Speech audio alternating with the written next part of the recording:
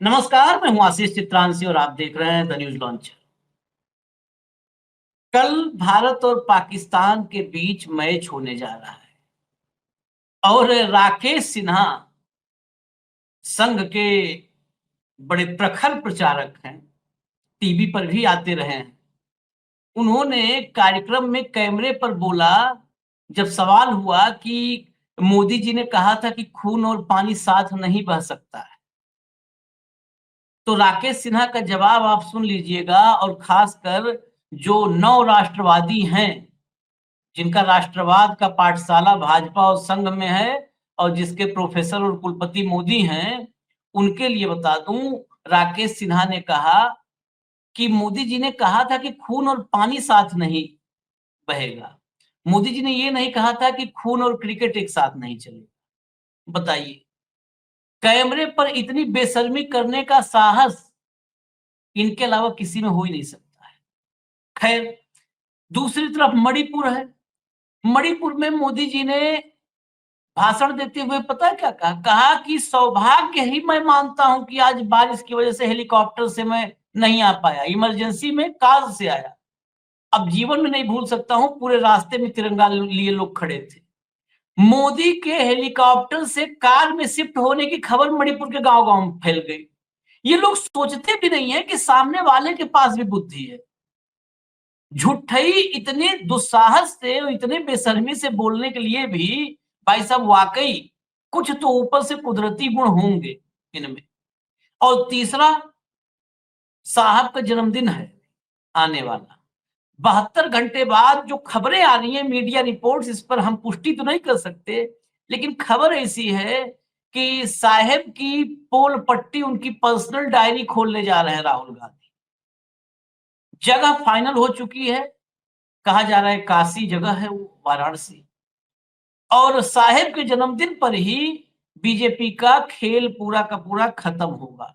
वो जो खेल 2013 से शुरू हुआ था, सरकार 14 बनी, खेल 13 शुरू हुआ था। और कहा जाए तो खेल तो अन्ना और केजरीवाल के साथ मिलकर शुरू हुआ था और पहले से, अगर वाकई खेल के पीछे जाएं पड़ताल करें तो जरा समझते हैं कि क्या होगा 72 घंटे बाद। और कल क्या होगा 24 घंटे बाद मैच। और आज क्या हो रहा है मणिपुर में। हमारे साथ सुरेंद्र राजपूत जी हैं। स्वागत है सुरेंद्र भाई आपका। बहुत तो धन्यवाद। सुरेंद्र भाई से चर्चा की शुरुआत थोड़ा उल्टा, जिस क्रम में हमने अभी आपको इंट्रोडक्शन दिया, थोड़ा उल्टा चलते हैं, क्योंकि देश में जब उल्टवासी ही है तो थोड़ा उल्टा हम भी चल के देखें। सुरेंद्र भाई, खबर मैं आपको दिखा देता हूं जो मीडिया रिपोर्ट्स है। भैया दिखा दो जरा तो फटाफट स्क्रीन पर ले आओ। देखिए, द प्रिंट लाइन्स लिखता है, राहुल गांधी का हाइड्रोजन बम तैयार, 17 सितंबर को वोट चोरी पर बड़ा धमाका संभव। संभव ही लिख रहा है, जो कहीं ना कहीं से लोगों से बातचीत में कहीं हो सकता है कुछ खबर आई हो। अगला लाओ फटाफट भाई, फटाफट लाओ। ये देखिए, ये खबरें, नाम बड़ा भले बहुत आकर्षक ना लगे, लेकिन खबरें इस पर रहती हैं इस वेबसाइट पर। पीएम मोदी के जन्मदिन पर हाइड्रोजन बम फोड़ सकते हैं राहुल गांधी। मोदी के संसदीय क्षेत्र बनारस में करेंगे सत्ता हिलाने वाला खुलासा। नेक्स्ट, नव भारत लाइव है ये। राहुल गांधी का हाइड्रोजन बम फटने के लिए तैयार, पीएम मोदी के 75वें जन्मदिन पर बड़ा धमाका करेंगे। हटा दीजिए, ये सब तो क्वेश्चन मार्क वाले हैं। हमारे साथ तो कांग्रेस के आधिकारिक प्रवक्ता मौजूद हैं। हालांकि जरूरी नहीं है कि आधिकारिक प्रवक्ता इस बात की पुष्टि करें, ये वो स्वतंत्र हैं इसके लिए। लेकिन क्या यही दिन आप लोगों ने मोदी जी के लिए चुना था? 75 साल का जश्न उसी दिन झटका देंगे क्या आप लोग? देखिए, मैं बहुत ईमानदारी से बताऊं आशीष भाई, ऐसी हमारे पास कोई जानकारी अभी नहीं है। हम्म। ना मैं पुष्टि कर सकता, ना अपुष्टि कर सकता हूं, ना मैं इसका विरोध, ना मैं इसका समर्थन। आप लोग हाँ। स्वतंत्र हैं एक्सक्लेमेशन मार्क लगा करके कोई भी खबर दिखाने के लिए, और आप तो जिम्मेवारी से खबर दिखाते हैं। हमारे हाँ। यहाँ तो पता नहीं आपकी मेन स्ट्रीम का जो गोदी मीडिया है वो क्या क्या एक्सक्लेमेशन मार्क के साथ साथ पाकिस्तान के हम्म। इस्लामाबाद पर भी कब्जा कर देता है, लाहौर पर भी कब्जा कर देता है। तो ये बात, ये एक चीज तय है कि हाइड्रोजन बम फूटेगा। एक हम्म। चीज ये भी तय है कि वोट चोरी को लेकर के विश्वसनीय खुलासा है, हम्म। ये भी तय है। ये हम्म। भी तय है कि साहब, इस बार जो हमारा विरोधी भी होगा वो भी इस चीज को मानेगा कि हाँ ये बात इनकी पूर्ण तरीके से सत्य है, क्योंकि जो भी खुलासे होंगे वो सब के सब with in the permissible law होंगे और संविधान की दृष्टि से उचित होंगे और संविधान की दृष्टि में कहीं ना कहीं सबूत के रूप में भी माने जाने चाहिए। तो ये है, लेकिन दिन का, समय का, तारीख का, जगह का की जो बात है वो इस दुनिया में सिर्फ एक ही शख्स जानते हैं इस बात को, वो है श्री राहुल गांधी जी। वो तय करेंगे, अपने समय अनुसार तय करेंगे। तो मैं इतना ही खाली कह सकता हूं कि हाँ ये बात सच है कि हाइड्रोजन बम फूटेगा, लेकिन कब, कहां, किस वक्त फूटेगा ये बात मैं आप पर भी छोड़ता हूं, और आधिकारिक सूचना जैसे ही मुझे मिलेगी मैं आपको जवाब भी दूंगा। अच्छा, मैं इस पर एक एक सवाल और लूंगा, जरा भास्कर वाला दिखाइए, क्योंकि ऐसे ही मीडिया में आजकल तो हालांकि फर्जी खबरें चलाने की होड़ है, लेकिन हम तो खबरों के बिटवीन द लाइन समझने की कोशिश करते हैं। वोट चोर गद्दी छोड़ पूरे काशी में गूंजा, अजय राय बोले कि पीएम मोदी चोरी करके वाराणसी जीते, घबराहट में मुझे हाउस अरेस्ट कराया। इसमें उन्होंने कहीं नहीं लिखा है, न तारीख बताई है न जगह बताई है, लेकिन ये वाराणसी जो है ना, अब हटा दीजिए भैया, इसको हटा दीजिए फोटो को, वाराणसी बार बार ये केंद्र बिंदु, एपी सेंटर बन रहा है वोट चोरी का। वो महादेवपुरा से देखिए, अच्छा गजब है, वो नाम महादेवपुरा चुना था, अब आ गए आप महादेव की नगरी में, काशी में ही सीधा महादेवपुरा टू काशी, ये शब्द भी बड़ा वो है, आकर्षक खींचता है अपने आप। तो महादेवपुरा से आप महादेव के ही नगरी में, बाबा की नगरी में ही पहुंच रहे हैं, और वहीं पर बार बार संकेत जा रहा है। तो क्या मान लिया हम तारीख पर, हम तो दावा नहीं करते जिस चीज की पुष्टि न कर पाए, 17 तारीख नहीं हो सकती है, मान लिया कोई और तारीख हो, लेकिन क्या ये वाराणसी, इस पर तो सभी नेता कह रहे हैं कि वाराणसी में वोट चोरी से जीते मोदी, क्या इस बार का खुलासा वाराणसी पर ही होने जा रहा है, मोदी पर ही होने जा रहा है? देखिए, महादेव से महादेव तक की जो दूरी है वो बड़ी गजब की है, इसमें तो कोई दो राय नहीं। वोट चोरी भी हुई है, इसमें भी कहीं कोई दो राय नहीं है। 6 राउंड तक श्री अजय राय जी आगे थे, और महादेव की नगरी में जब काशीनाथ सिंह काशी की 80 में परम लोगों को भी लिख सकते हैं, तो इतना जान लीजिए कि कुछ भी संभव है। और जो महादेव की नगरी है वाराणसी, काशी, ये 5000 साल से जागृत नगरी है। काशी सोती नहीं है। काशी में देह भी 24 घंटे आती है और देह भी काशी से 24 घंटे जाती, आत्मा आती भी, आत्मा मुक्त भी 24 घंटे होती है। तो एक चीज तो तय है कि काशी में जिस तरीके से आपने महादेव की नगरी में अगर कोई बेईमानी की है, तो बाबा विश्वनाथ का पाप भी लगेगा, श्राप भी लगेगा। और बाबा विश्वनाथ की जो चीजें हैं, अगर एक बार वो क्रुद्ध हुए तो फिर निश्चित तौर पर आप समझ सकते हैं कि बाबा का जो क्रोध है उसको सहने की क्षमता इस दुनिया में तो किसी के पास है नहीं। नहीं, उनका नेत्र खुल गया, तब तो बड़े बड़े तानाशाह फिर कहाँ कोई टिकेगा। आप देखिए ना कि वहां पर चाहे ईश्वरवादी हो, अनिश्वरवादी हो, हिंदू हो, मुसलमान हो, कोई हो, बाबा के नाम पर सब एक है। अगर आपको याद हो, हमारे उस्ताद बिस्मिल्लाह खान कहाँ पे सहनाई, संकट मोचन पे सहनाई बजाकर ही तो वो अक्सर अजर हुए, अमर हुए हैं। आपके सामने दुनिया की जगह उनको ऑफर, उन्होंने कहा कि भैया विश्वनाथ की शरण में हूं, गंगा के किनारे हूं, गंगा का पानी मिलता है, यहां से कहां जाऊंगा। तो ले दे करके एक चीज तो तय है कि वोट की चोरी में महादेव का रोल जो है, चाहे महादेवपुरा हो चाहे वाराणसी हो, इसमें इंपॉर्टेंट होगा। लेकिन वो कब होगा, कैसे होगा, ये देखने वाली बात है। और एक अजय राय को आपने हाउस अरेस्ट किया था, हम तो धन्यवाद देते हैं भाजपा प्रशासन को, उन्होंने घर घर से अजय राय पैदा कर दी। चलिए, मैं इस आज आपको बिठाने के फायदा हुआ कि ये जो तमाम अटकलें चल रही हैं, इस पर भी एक क्लियरिटी आ गई है कि तारीख और डेट के बारे में अभी कांग्रेस के पार्टी की तरफ से कुछ भी ऑफिशियल इंफॉर्मेशन नहीं है, जो भी है ये अटकलबाजी है। लेकिन हाँ, खुलेगी डायरी, इतना भी तय मानिए, यह भी साफ हो चुका है कि डायरी खुलेगी मोदी जी की पूरी। वो गहलोत की डायरी पूरे राजस्थान में प्रचार में कहे लाल डायरी, वो लाल डायरी चुनाव जैसे ही खत्म हो गया, वो गायब हो गई लाल डायरी। हम तो इंतजार कर रहे हैं, खोल दो भैया लाल डायरी, गहलोत को जेल में डालो। लेकिन सिर्फ चुनावी डायरी इनकी आती है, और राहुल गांधी बिना चुनाव की डायरी खोलने जा रहे हैं। तो ये फर्क है, और ये डायरी खुलेगी, ये डायरी गायब नहीं होगी। हम आते हैं जरा मणिपुर पर, और उसके बाद आ रहे हैं भारत पाकिस्तान पर। मैं राकेश सिन्हा को आपको सुनवाऊंगा, आपके साथ टीवी बहुत बार बैठे होंगे, जरा उनको सुनवाऊंगा। कई बार ये लोग कभी संघ विचारक रहते हैं, कभी विश्लेषक हो जाते हैं, विचित्र है वैसे भी सब संसार। भैया अभी आप उसको रेडी करिए, राकेश सिन्हा को और अनुराग ठाकुर को, वो गोली मारो वाले ठाकुर को। वो गोली घर ही मारते हैं, पाकिस्तान से मैच खेलने लगते हैं। घर में गोली मारो और पाकिस्तान से मैच खेलो। गजब गजब के राष्ट्रवादी हैं सब। मणिपुर में मोदी जी ने आज भाषण दिया, शायद आपने ना सुना हो, लेकिन हमारी तो मजबूरी है, सुनना ना चाहते हुए भी सुनना पड़ता है। उन्होंने कहा भाषण की शुरुआत में कि हेलीकॉप्टर से मुझे आना था, लेकिन आज बारिश बहुत तेज हो गई और मजबूरी में मुझे इमरजेंसी में हेलीकॉप्टर से आना कैंसिल करना पड़ा। मैं काल से आपके बीच में आया हूँ। चूड़ा चांदपुर में भाषण दे रहे थे। काल से 3 घंटे में आया हूँ, और जो मैंने देखा है मैं पूरे जीवन नहीं भूलूंगा। रास्ते में सड़क के दोनों तरफ तिरंगा लिए लोग खड़े थे। ये ऐसा हो कैसे जाता है? आप लोग के साथ तो कभी नहीं होता है। इमरजेंसी में कैंसिल हुआ और लोग रास्ते पे खड़े थे। तो सड़क पे तो खड़ा ही कर रखा है नरेंद्र मोदी जी ने। 2014 से पूरे देश सड़क पे खड़ा है। हाथ में झंडा तो देना है। हाँ, पूरा मणिपुर पिछले 2.5 साल से भाई साहब आशीष जी सड़क पे ही तो है। घर तो जा ही नहीं सकता, घर तो जला दिए गए हैं। मंदिर मस्जिद चर्च जला दिए गए हैं। पूरी कैंप सड़क पर है।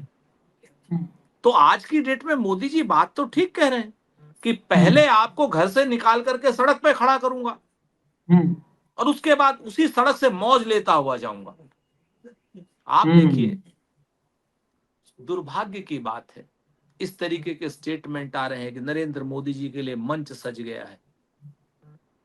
जो मणिपुर सैकड़ों लाशें देख रहा हो, जो मणिपुर नग्न महिलाओं की परेड देख रहा हो, सैकड़ों की भीड़ उस महिलाओं के साथ, उसके उनके जननांगों के साथ छेड़खानी कर रही हो, मास रेप हो रहे हो और उनके वीडियो बनाए जा रहे हो, लोगों को जाति के नाम पर ढूंढ ढूंढ कर जलाकर मार दिया जा रहा हो, चर्च और मंदिर अलग अलग जगह जलाए जा रहे हो। 2.5 साल से ये पूरा गृह युद्ध चल रहा हो, वहां पर एक देश का अभिभावक, देश का प्रधानमंत्री कैसे कह सकता है कि ये मेरा सौभाग्य है? अगर ये सौभाग्य है तो फिर दुर्भाग्य क्या है देश का? कैसे आप इसको सौभाग्य कह सकते हैं? उन बच्चियों से पूछिए ना, जिन बच्चियों के साथ वो दुर्दांत व्यवहार हुआ है, पाशविक व्यवहार हुआ है। उन लोगों से पूछिए जिनके बच्चे, जिनके मां, जिनके बाप जला दिए गए। उन लोगों से पूछिए जिनको पुलिस के हथियार लूट करके मार दिया गया है। पूछिए ना एन बीरेन सिंह के उन लोगों से जिन्होंने अपने हथियार उग्रवादियों को दे दिए थे। और उसके बाद प्रधानमंत्री एक तो 2.5 साल से वहां गए नहीं, कोई शांति के लिए काम नहीं किया, और आज कह रहे हैं कि तिरंगा लिए अविस्मरणीय पल है, मैं ढूंढ रहे। मणिपुर तो देश के साथ था, है और रहेगा। मणिपुर का विलय तो कांग्रेस पार्टी ने किया था ना। आप आज हमको ये बताइए कि मणिपुर में आपका सौभाग्य और मणिपुर वासियों का दुर्भाग्य कब तक साथ साथ चलेगा? ये मणिपुर वासियों का सौभाग्य है या दुर्भाग्य है कि वहां की महिलाओं के साथ मास रेप हो रहे हैं, नग्न परेड कराई जा रही है उनकी, और प्रधानमंत्री जी अपने सौभाग्य की बात कर रहे हैं? ये शर्म की बात है कि 2.5 साल से जहां गृह युद्ध छिड़ रहा हो और जिसका आरोप वहां के मुख्यमंत्री जो भाजपा के थे एन बीरेन सिंह पर लग रहा हो, और उस जगह पर राष्ट्रपति शासन लगा हो, जगह जगह पर संपत्तियां जलाई जा रही हो, लोग, लाखों लोग शरणार्थी कैंपों में रह रहे हो, यानी सड़कों पर रह रहे हो, उस जगह पे प्रधानमंत्री सौभाग्य की कोई बात सोच भी कैसे सकते हैं? किसी के घर में मौत हो गई हो, वहां क्या आप 13वीं पे जाके जश्न करेंगे? यही यही बात मैंने पिछले कार्यक्रम में कहा था कि मातम में जाकर के, यहाँ तक आप लोग के साथ जानकारी में हो, जब इनका कार्यक्रम लगा था तो जो नॉर्मली जो नॉर्थ ईस्ट में है वहां पे फोक डांस अलग अलग राज्यों में है, तो वहां पे स्वागत होता है डांस, वहां फोक डांस डांस जो भी डांसर्स हैं वो करके स्वागत करते हैं। मोदी जी के लिए वो करवाने की व्यवस्था थी। वहां के जो डांस करने वाले थे उन्होंने मना कर दिया कि आंखों में हमारे आंसू है, घरों में मातम है, हम नहीं कर सकते स्वागत भैया डांस, हम वेलकम डांस नहीं कर सकते। ये बताइए, ये इंसान है? आशीष भाई, मुझसे मणिपुर के मामले में बोला नहीं जा रहा है, मैं आपको क्या बताऊं, क्योंकि हम मणिपुर के लोगों से जुड़े हुए हैं, हम लोग देख रहे हैं और किस तरीके से वहां सांप्रदायिक खाई बनाई है भारतीय जनता पार्टी के लोगों ने कुकी और मैतेई को लड़ा करके। किस तरीके से भारतीय जनता पार्टी के लोगों ने, मतलब क्या क्या नहीं किया है, मैं कह नहीं सकता, देश विरोधी बातें हैं, कहना है तो बहुत बात दूर तक जाएगी। मैतेई को किस तरीके से इन लोगों ने पेट्रोनाइज करने की कोशिश की, कुकी को किस तरीके से बाहरी बताने की कोशिश की, जबकि कुकी और मैतेई दोनों मणिपुर के दो हाथ हैं, एक दायां हाथ है एक बायां हाथ है। सिर्फ अपनी तुच्छ राजनीति के लिए एक को हिंदू दूसरे को नॉन हिंदू बताने की कोशिश की, जबकि वो जनजातियां हैं। हाँ, तो आप इस चीज को देखिए ना कि भारतीय जनता पार्टी वोटों के लालच में कहां तक चली गई है।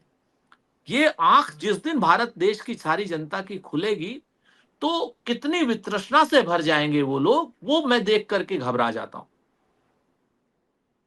इसी राष्ट्रवाद का एक और अभी पहलू है, उस पर भी हम ले आते हैं जरा राष्ट्रवाद का, क्योंकि मणिपुर में राष्ट्रवाद का एक रूप हमने देखा कि फौजी की एक हमारे सीमा प्रहरी की पत्नी को नग्न करके सड़कों पर उसके साथ क्या हुआ, उस बोला नहीं जा रहा राष्ट्रवाद मेरे का। से, मैं कहता हाँ, रहा हूं जी, हाँ, मैं बोला नहीं उसी जा रहा राष्ट्रवाद मुझसे, का वही जो तो बात है। दूसरा ही पहलू भी दिखाते हैं आपको। और एक चीज और मैं आपको याद मतलब थोड़ा इन्फॉर्म कर दूं, वो कहीं पर भी मैं चाहता हूं कि घर घर में बात जाए, इसीलिए हमको इससे नहीं मतलब है कि क्या हमको कैसा रिस्पांस कौन देगा, घर घर में जाए। इस देश की हम वीडियो मेरे पास है, वीडियो दिखा नहीं सकते क्योंकि ऐसी एजेंसी का है जिसकी कुदृष्टि हम पर रहती है।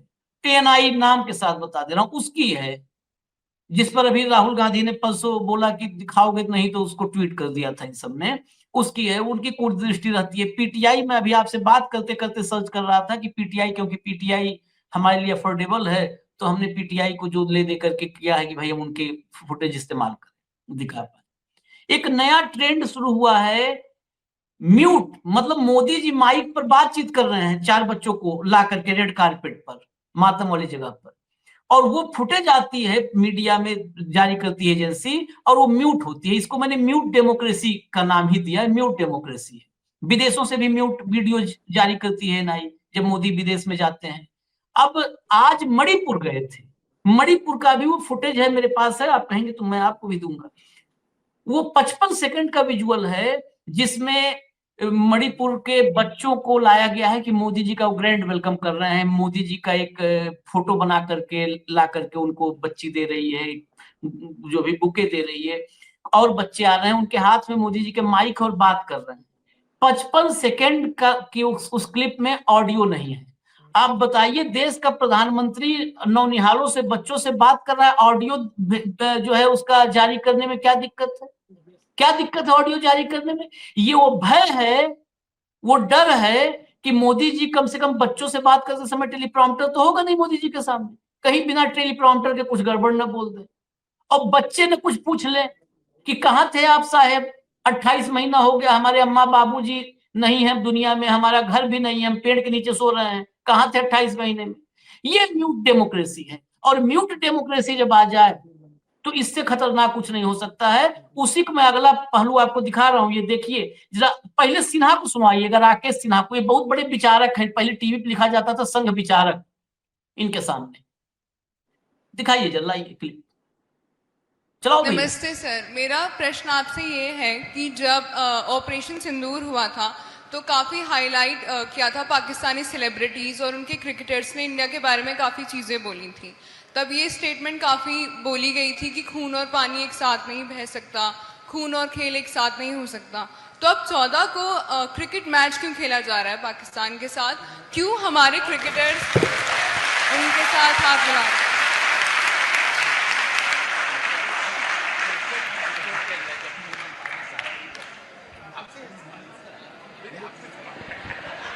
मुंह चुराना पड़ रहा है, कौन बोलेगा?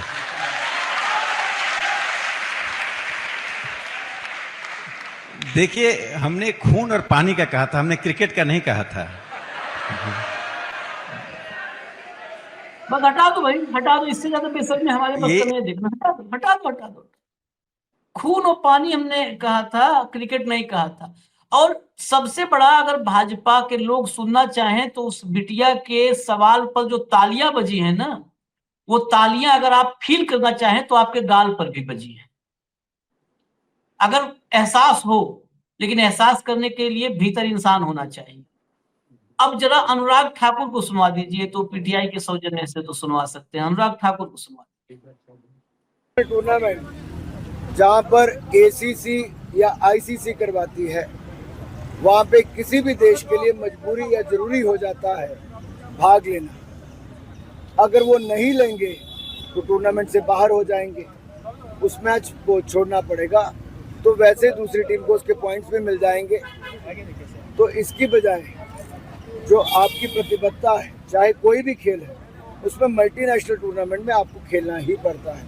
लेकिन बायलैटरल टूर्नामेंट भारत पाकिस्तान के साथ नहीं खेलता।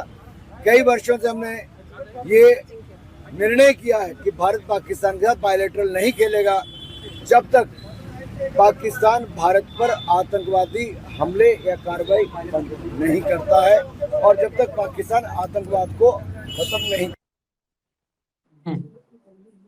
एक बात बस जोड़ दूं इसमें, जो इन्होंने कहा है बायलैटरल हमने तय किया है, फैसला किया है, ये इन्होंने नहीं फैसला किया है। ये डॉक्टर साहब, डॉक्टर मनमोहन सिंह के समय में फैसला हुआ था और 2013 से बायलैटरल बंद है। ये शामिल बाजा जैसे किसी फैसले में घुस जाते हैं जब वहां पर इनका मकसद पूरा होता है। ये फैसला डॉक्टर मनमोहन सिंह के समय में 2013 में हुआ था। ये दर्शकों के लिए मैं बता दूं कि ये नहीं सोचिएगा कि कहे कि अच्छा वो तो जो है आईसीसी या एसीसी का है, बायलैटरल में अनुराग ठाकुर ने क्रांति की है। कुछ नहीं, सब डॉक्टर साहब ने किया था। ये लोग तो सब खेलने को तैयार है। अब सब सुन लिया आपने सुरेंद्र भाई, अब मैं क्या बोलूं? हम तो दिन भर बोलते हैं, अब आप ही बोलो इस राष्ट्रवाद पर। इसको ओढ़े बिछाएं, ठंडी बहारा भी सेके हाथ उस पर, क्या कर? अब ये कौन सा राष्ट्रवाद है ये तो आपको बताना पड़ेगा आशीष भाई। अंध राष्ट्रवाद है, उग्र राष्ट्रवाद है, मदांध राष्ट्रवाद है, या पैसे के लिए राष्ट्रवाद है, या रगों में सिंदूर की जगह व्यापार के लिए राष्ट्रवाद है? ये राष्ट्रवाद तो इनको बताना पड़ेगा। और या फिर धृतराष्ट्र का राष्ट्रवाद है, इसको भी देखना पड़ेगा। आप 3-4 चीजों को देखिए। पहले तो अगर आप अनुराग ठाकुर को और राकेश सिन्हा को कहें तो उनके लिए एक बड़े पुराने गाने की लाइन याद आती है कि कितने मासूम लग रहे हो, तुमको जो जालिम कहे वो झूठा है। सही कहा बिल्कुल। तो ये इतनी मासूमियत से कत्ल करते हैं ना। कहते हैं कि खंजर पे कोई छींटा ना, दामन पे कोई दाग, तुम कत्ल करो हो के करामात करो। ये इस तरीके के कातिल लोग हैं, इस तरीके से कत्ल करते हैं, पता ही नहीं चलता। आप देखिए, मैं तो कहता हूं कि जिम्मेवारी से राकेश सिन्हा, अनुराग ठाकुर से पूछ लीजिए कि भाई इस वक्त अगर आप विपक्ष में होते तो क्या यही कह रहे होते? अपने बच्चों की कसम खा के कह लीजिए, अगर बच्चे हों आपके पास तो। अनुराग के पास तो हैं, राकेश सिन्हा के पास है कि नहीं, नहीं जानता हूं। कसम खा के कह दो कि अगर आप विपक्ष में होते तो भी यही बात कर रहे होते क्या? दूध का दूध पानी का। कितना कितना थेथरई से झूठ बोलते हैं। आप देखिए, कह रहे हैं कि साहब मल्टीलेटरल टूर्नामेंट से हम बाहर हैं। पाकिस्तान तो हट गया ना हॉकी से, वो भी तो मल्टीलेटरल टूर्नामेंट था, एशिया कप। डायरेक्ट तो नहीं था ना। पाकिस्तान ने आपको आपकी हैसियत हॉकी में बता दी, लेकिन चूंकि बीसीसीआई है, शाहजी हैं, हाँ, स्पॉन्सरशिप है, ट्रेड है, दाम है, सबसे बड़ा। हाँ। काम भी है, दाम भी है और काम भी है, सब कुछ है। तो उससे कैसे हटेंगे? बाइलेटरल और ट्राइलेटरल या मल्टीलेटरल अनुराग ठाकुर थितरे ही बतिया रहे हैं। ऐसा लग रहा है कि जैसे वही पढ़े लिखे, बाकी सब अनपढ़ हैं। तो मूर्ख समझना बंद करो अनुराग ठाकुर। हॉकी से पाकिस्तान हट गया था, एशिया कप हॉकी से। तुम काहे नहीं हट सकते हो? तुम्हारी कुर्सी है या तुम्हारा जनाजा है? भाई नहीं कर पा रहे हो, हट जाओ। आप देखो ना किस तरीके, मतलब क्या मूर्ख बना रहे हैं लोगों को। इससे तो एक बात और पुष्ट होती है कि डोनाल्ड ट्रंप ठीक कह रहा था। इसका मतलब कि हमने ट्रेड की धमकी दी और सीज फायर रोक दिया। क्योंकि बीसीसीआई कोई राष्ट्रभक्ति तो नहीं कर रही आपके सामने। राष्ट्रभक्ति तो देश कर रहा है, राष्ट्रभक्ति तो हम लोग कर रहे हैं। ये तो राष्ट्रभक्ति के नाम पर कहीं गद्दारी तो नहीं कर रहे हैं। आप बीसीसीआई के पीछे, बीसीसीआई कहाँ की है? बीसीसीआई को होनोलुलु से आई है। बीसीसीआई हिंदुस्तान की है ना। और पहले भी बीसीसीआई यही की थी जब आप पिच खोदा करते थे वानखेड़े स्टेडियम की। भाजपा वाले पिच खोदा करते थे ना वानखेड़े स्टेडियम की, तब भी तो बीसीसीआई यही की थी। तो कैसी बातें कर रहे हैं? आपके सामने है, देखो। पाकिस्तान खून बहा रहा है हमारे सैनिकों का, हमारे क्या नाम सिविलियंस का, हमारे सिंदूर उजाड़ रहा है लगातार बमों से, इससे उससे, इन्फिल्ट्रेशन से। और हम क्या कर रहे हैं? उनके साथ क्रिकेट खेल रहे हैं। क्यों? क्योंकि स्पॉन्सरशिप मिल रही है, दाम मिल रहा है, काम मिल रहा है, नाम मिल रहा है। शाहजी का पैगाम है आपके सामने। ये स्थिति, जो ये दोगलापन है, इससे सब लोग आजीज हैं। मैं तो भारतीय जनता पार्टी के लोगों से भी कहता हूं, जो अगर अपने आप वो राष्ट्रभक्त, सब राष्ट्रभक्त हैं, हम तो मानते हैं, हम तो कहते हैं, वो हमें कुछ भी कहते रहे, हम कहते हैं आप भी राष्ट्रभक्त हो। अगर आप राष्ट्रभक्त हो तो मैच मत देखना। और अगर ये राष्ट्रभक्त हैं सारी टीमें, तो कल टीम कैंसिल करेगी खेलना। और अगर आप लोग कैंसिल नहीं करा सकते हैं खेलना, तो आप राष्ट्रभक्त नहीं है, फिर आप पाकिस्तान भक्त हैं, धन भक्त हैं, ट्रंप भक्त हैं, व्यापार भक्त हैं, आप देशभक्त नहीं है। ये तय करना पड़ेगा भारतीय जनता पार्टी को कि भारतीय जनता पार्टी देशभक्त है, धन भक्त है, पाकिस्तान भक्त है या व्यापार भक्त है। ये तय करना पड़ेगा, क्योंकि राष्ट्रभक्त इस वक्त पाकिस्तान के साथ क्रिकेट नहीं खेलेगा। बहुत साफ सी बात। अनुराग ठाकुर तो अफरीदी के साथ बैठ के मैच देखते हैं, फोटो है भाई, उसमें क्या कहना है। ये तो उनके साथ बैठ के देखते हैं। जो सबसे ज्यादा भारत में सबसे ज्यादा अनर्गल बातें करता है अफरीदी, उसके साथ बैठ के अनुराग ठाकुर फोटो देखते हैं सुरेंद्र भाई। और ये राष्ट्रवाद सिखा रहे हैं ये लोग। आज इसी बात पर सुबह मैंने एक कार्यक्रम किया, तो खूब आज जब राष्ट्रभक्ति की बात, अभी उसी पर फिर ये भी कार्यक्रम पहुंचा। बड़ी गालियां दी, लाइव में आ जाते हैं सब 1.5-2 रुपए के चक्कर में, तो बहुत गालियां दी। दुनिया भर का ये एजेंट है राहुल का और प्लान ढिमकान। हालांकि हम तो सबको पता है, जो कांग्रेस में भी है सबको, शायद सबसे ज्यादा हम कांग्रेस से भी सवाल हमें खड़े। आप लोग पत्रकार हैं, सत्ता में कल कांग्रेस आएगी, आप उनके खिलाफ भी बात करेंगे। आज विपक्ष में होते हुए कई बार हम सवाल करते हैं, हमको पता है ना, आपको भी पता है, हमको कई बार कर लेते हैं कि भाई राहुल गांधी के साथ ये लोग नहीं दे रहे हैं, ये नहीं दे रहे हैं, कैसे पार्टी चलेगी, कैसे विपक्ष खड़ा होगा। खैर वो अलग मसला है। लेकिन मैं चलते चलते बस इतना कहूंगा कि ये जितने राष्ट्रवादी हैं, और खासकर सनातन और हिंदुत्व की रक्षा में जितने लोग लगे हैं, उन सबको, जो मुझे गालियां सुबह दे रहे हैं, उन सबको एक निवेदन है। एकमात्र हिंदू राष्ट्र बगल में नेपाल था, वहां पर जितने गए हैं सनातनी, और खासकर सब सनातन रक्षक जो चैनल भी है ना, न्यूज चैनल भी आजकल सनातन की रक्षा में लगे हुए हैं, उनके पत्रकार चुन चुन के पीटे गए। और मुझको ये बात बहुत बुरी लगी। मैंने सबसे पहले, शायद आलोचना लोग बहुत खुशी मनाए होंगे, क्योंकि वो पीटे जाने वाले जिनको मारा गया, अपमानित किया गया, वो न तो मोदी का आरओ ले रहे हैं, वहां जो पैसा आ रहा है न वो पा रहे हैं। वो तो तनख्वाह पे है बेचारे, दिल्ली नोएडा में रख करके EMI दे रहे हैं, बच्चों को फीस दे रहे हैं। उनका नहीं कसूर है, वो फील्ड में उन पर थप्पड़ गिर रहे हैं, उनको अपमानित किया जा रहा है, और ये सनातन बचा रहे हैं। तो उस हिंदू राष्ट्र, जो हिंदू राष्ट्र रहा है, जहां पर 90% सनातनी कहे जा सकते हैं, वहां क्यों ये चिंतन का विषय है। और मैं कह रहा हूं, मेरे पत्रकार साथी भी सोचें कि आप जहां पर जो सनातन बचा रहे हो, वही सनातनी देश में आप पीटे जा रहे हो। क्यों पीटे जा रहे हो? क्योंकि आप नफरत बोल रहे हो, आप कोई सनातन नहीं बचा रहे हो। और ये जितना 1.5 रुपए हमको गरियाने आ रहे हो, उतना टाइम न वेस्ट करो, जाओ नेपाल में हिंदुत्व बचा लो, वहीं जो है सब इलाज हो जाएगा परमानेंट सबका।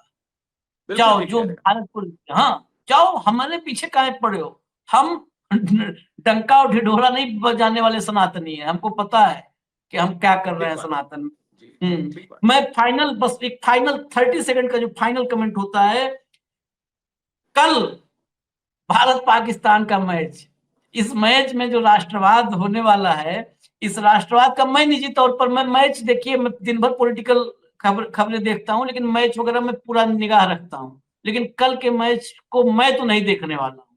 क्या आप कांग्रेस पार्टी? कोई नहीं देखेगा, कोई इसलिए हाँ, नहीं देखेगा कि आज की डेट में जो पाकिस्तान हमारे सैनिकों का, जो पाकिस्तान हमारे लोगों का, जो पाकिस्तान हमारी माताओं बहनों का सिंदूर उजाड़े, उसके साथ मैच खेलना पाप है। मैं तो एक बात स्पष्ट कहता हूं, चाहे वो सनातन धर्मी हो और चाहे वो अन्य धर्मों के मानने वाले हों, अगर राष्ट्र को मानने वाले होंगे तो वो मैच नहीं देखेंगे और भारतीय जनता पार्टी को बल बल भर कोसेंगे, बल भर कोसेंगे। भारतीय जनता पार्टी को जवाब देना होगा कि वो राष्ट्रभक्त पार्टी है या पाकिस्तान भक्त पार्टी है। और आज बहुत परिवार जवाब मांगेंगे। वो हमारे शहीद नरवाल के परिवार से लेके कानपुर के द्विवेदी के परिवार तक, सब वहां पर माए हैं जिनके आंखों में आंसू है, अभी खून नहीं सूखा है, क्रिकेट खेलना शुरू कर दिए, सब मांगेंगे हिसाब। धन्यवाद, धन्यवाद सुरेंद्र भाई, बहुत बहुत धन्यवाद, बहुत शुक्रिया, आपने बहुत वक्त दिया। शुक्रिया। जी, नमस्कार।